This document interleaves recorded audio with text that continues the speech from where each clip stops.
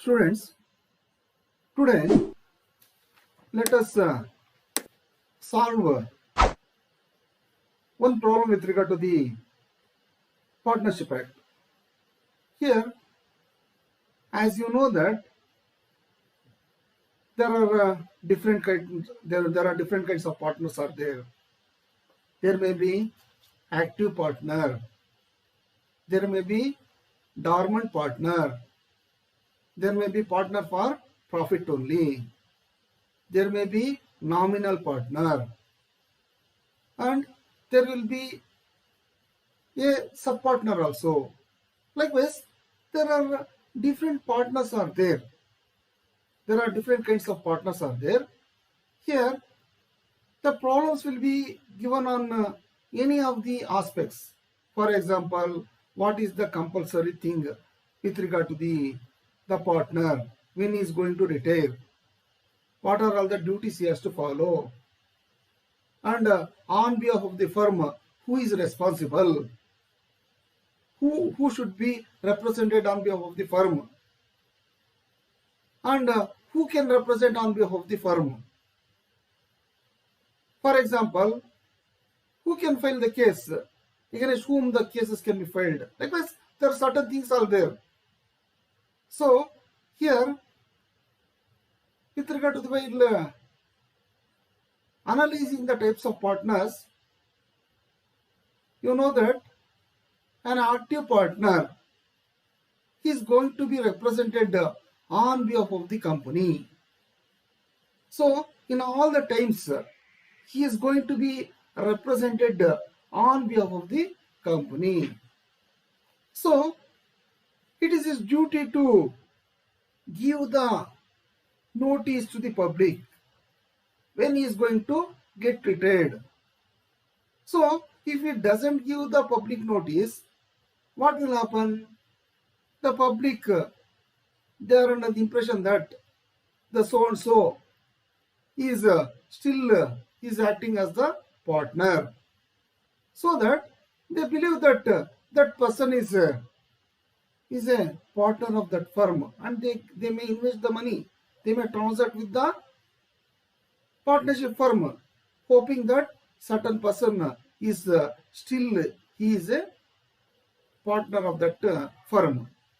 So at the time, the person who is an active partner who does not give the notice to the public, the procedure for giving the notice is that he has to declare his retirement before the register of firms. So thereby it should be declared to the public. So either he can do or the partnership firm can do.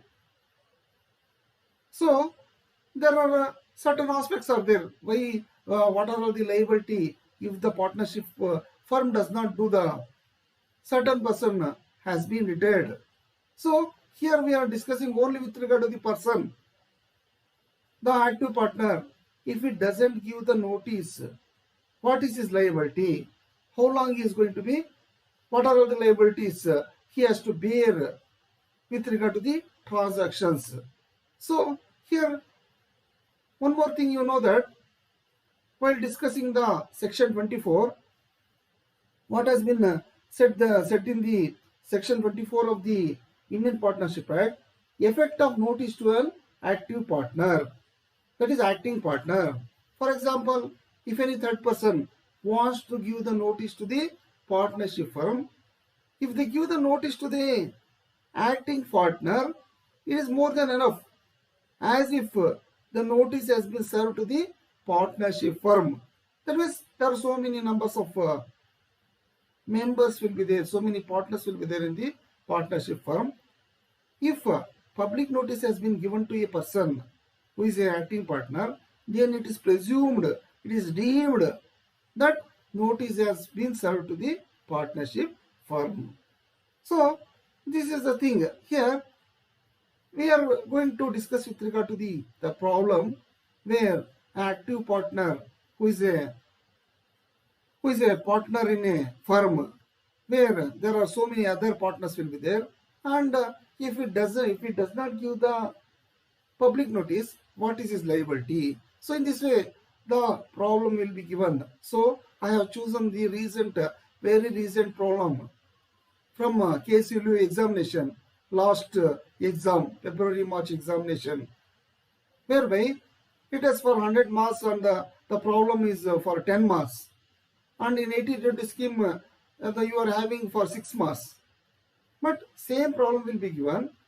Only if you write the steps and if you write the answer for those steps, is more than enough. So why I am giving so much of stress, importance with regard to the problems while analyzing the concepts means, here if I do the problems at the end, you don't remember. So that's why I am doing the problems. I wanted to cover all the problems from the 2011 up to 2021. So here what happens, and as you know that with regard to the method which we are going to follow with regard to the FIRAC, you know what is meant by FIRAC, you know there FIRAC means that is we have to simplify the facts, we have to frame the issues, it may be one or more than one, and we have to write the provision of law. It may be question of law or question of fact. What the court will do while you are going to be practice as lawyers or advocate, if the court does not find the answer in the question of law, it will go to the question of fact. So here what we have to write in the rule, we have to write the question of law only. Here we have to write the provision of law. If it is the constitution, we have to write the articles.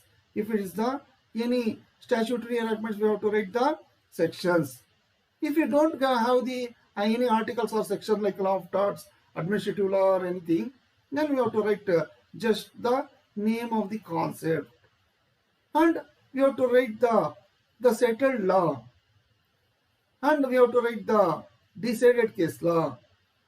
Invariably, there will be a settled case law will be there, but it's not compulsory. So I used to tell in all my this video solving videos, I used to give importance with regard to this thing, and we have to analyze this one, we have to make the analysis, then we have to give the conclusion. So if students straight away they jump into conclusion, if they solve this problem as they know whatever how they are going to write the answer for theory questions, then definitely there are less chances of getting the marks. Here, for example, here it has been given X is an active partner of a firm with Y and Z. X retains without giving a public notice whether X is liable to the creditor in respect of a loan advanced after his retirement decide. So this aspect we can see while deciding the types of partners, while looking into the outgoing partner, while analyzing the holding out under section 28, while analyzing the section 24 with regard to the notice given to the acting partner. That is, here we know that it is he has to give the notice, otherwise he will be held liable. What we'll do, we'll just write, just he is a retiring partner, so that's why he has to give the public notice, otherwise he will be held liable. Whether the valuer can give the marks, complete marks, this one, if it is for 10 marks, whether valuer could be able to give 10 marks for this one. If you just write yes or no, decide means certain students they will write yes, he will be liable. So if you write that one, whether you are going to get the marks, no probably you know. Every student they are cursing the Karnataka State Law University because they don't get the good marks.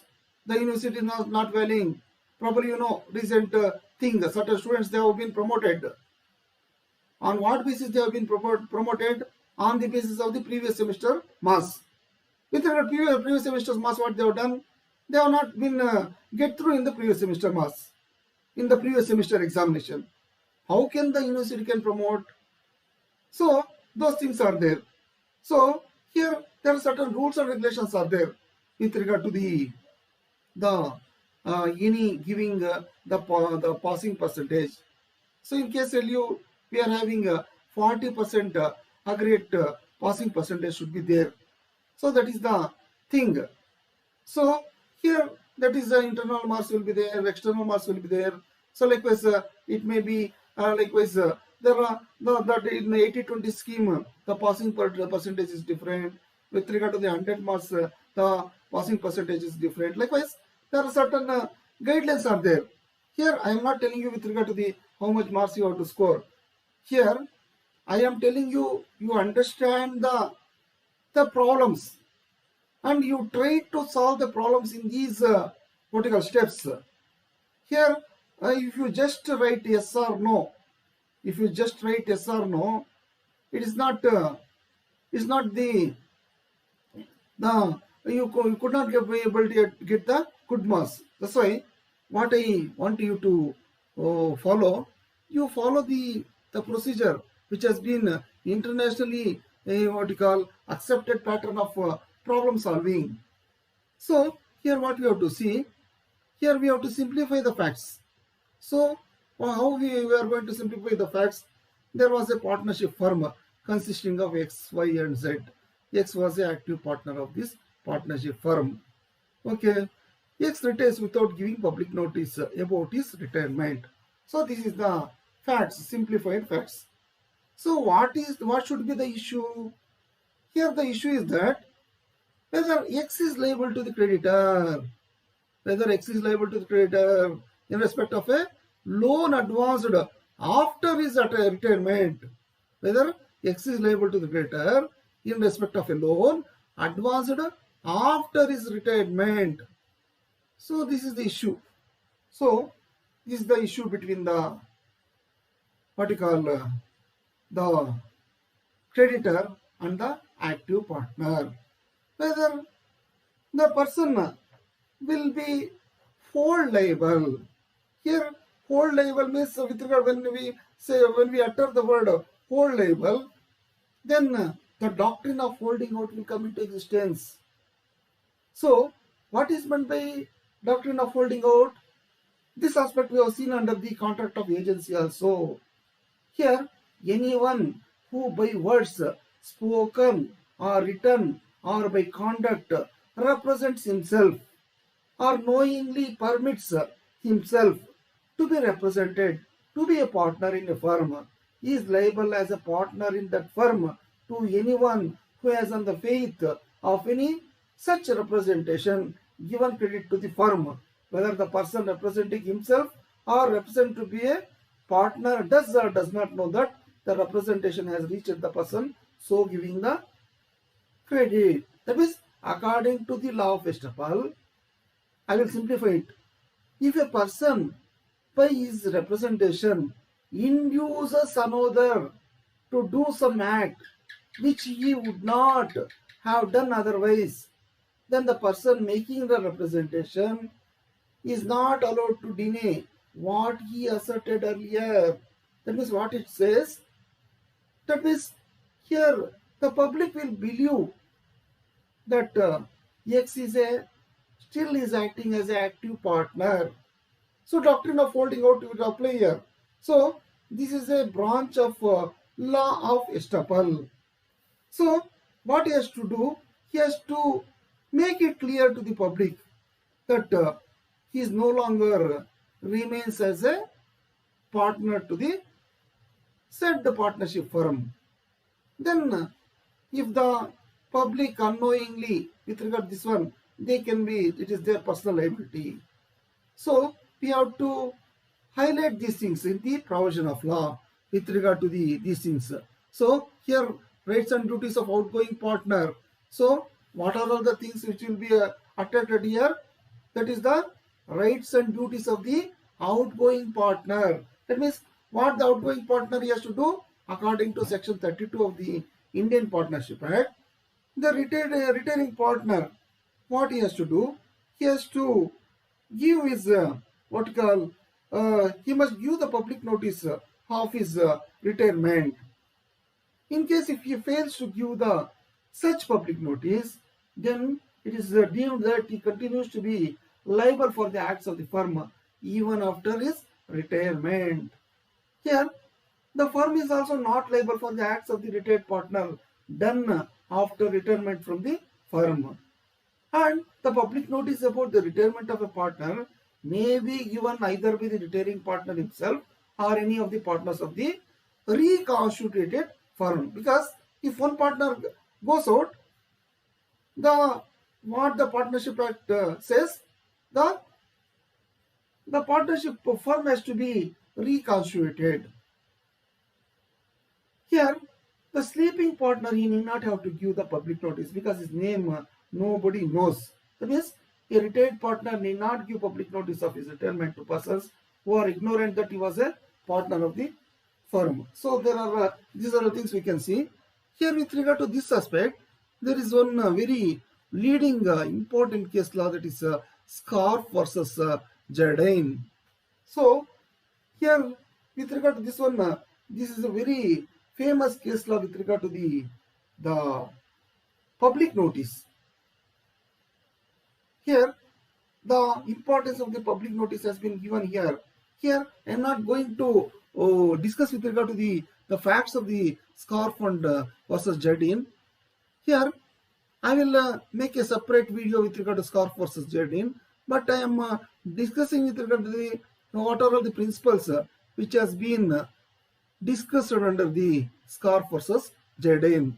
But similar the facts we can say. That means what we have to see from the case laws, we have to give importance with regard to the what was the principle which has been held in the any case. So that is very much important. More than the facts, we should give importance with regard to the principles outlined in the any case law.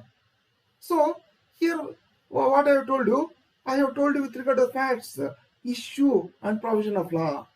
Then we have to make the analysis. Here analysis, Scarf versus Jardine is an important case for the principle of holding out, wherein the importance of notice of retirement was highlighted. In this case, the importance of a notice of the retirement was given much importance.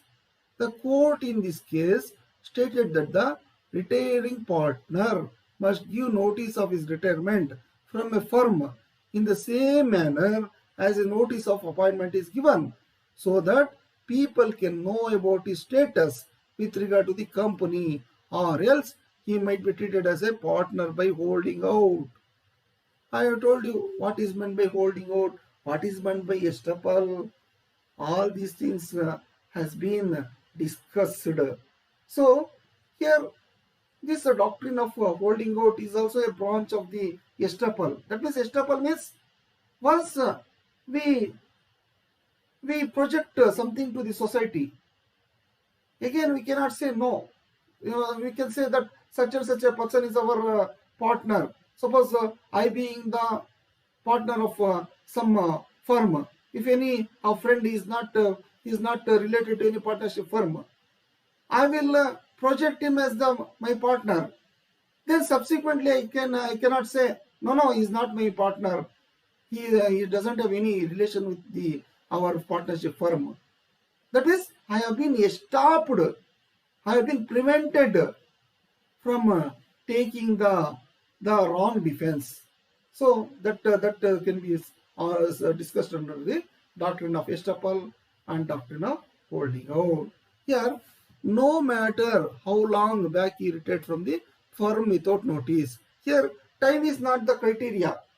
He might have retired 10 years back also, but he should have given the public notice. So we have to highlight these aspects under the section 32. So under this Scarf versus Jardine, all this aspect has been discussed in length. The court further held that such notice can be given either by the retiring partner or the existing partners of the company. So this aspect I have told you, it may be given by the person who is going to get retired or any partner of the existing the partnership firm. Unless such notice of retirement is given, the liability of a retired partner to old creditors or customers subsists, and the firm would also be held liable for the acts of the retired partner. Here not only the active partner is held liable, but also the firm also would be held liable for the acts of the retired partner. If he makes any, if he represent the what you call partnership firm, even though he has been got retired, if he represents the partnership firm in any contractual dealing, so in that event also the partnership firm will be held liable, because as you know, what is the essential aspect of the partnership firm? What is the main important aspect of the partnership firm? That is the mutual agency. That is the mutual agency. That means the partners, they have got they can become the principal, they can become the what you call the agents. They may become they may act, they may bind the other partners for their acts. So that is the aspect we have seen while discussing the section 4 of the Partnership Act. So there are certain exceptions are there to this rule of the Scarf versus Jardine. Here, so such public notice is not required. When it is not required means when there is a death of a partner, then the death itself it becomes a notice. That means after death, who is going to ask you? That means that is the what you call then it will not be applicable. With regard to the insolvency of partner also same thing. So it will attract section 42 of the Indian Partnership Act. If one has been dormant or sleeping partner beginning to end, notice can be dispensed with as neither the customer nor the clients know of his participation in the firm. And in English law, partnership by holding out is referred to as apparent partnership instead, and the legal provisions in both countries are very similar. In Smith versus Bailey, it was decided that the liability on the principle of estoppel extends only on account of credit given to the firm, not to torts or civil wrongs committed on behalf of the firm. That means there is one more the what you call the decision has been taken in the Smith versus Bailey. Here, no doubt, if the person does not give the public notice, he will be held liable. Their principle of estoppel or holding out will be applicable. But for which are the aspects he will be held liable means for the credit given to the firm, but not with regard to the tortious acts or with regard to the civil wrongs committed on behalf of the firm. So that is the one more aspect we have to appreciate with regard to the Smith versus Bailey. So what is our conclusion? Conclusion is that X is liable to the credit advanced to the firm even after his retirement in the absence of notice to the public. That means X is liable to the credit advanced to the firm even after his retirement in the absence of the notice to the public. So this is what we have to see with regard to this problem. If we just write conclusion, then we don't get the marks. That's why students, please follow the steps with regard to the what are all things you have to write with regard to the how to solve the problems under any what you call subject of the law. So this is with regard to the public notice requirement which is to be seen under the Partnership Act.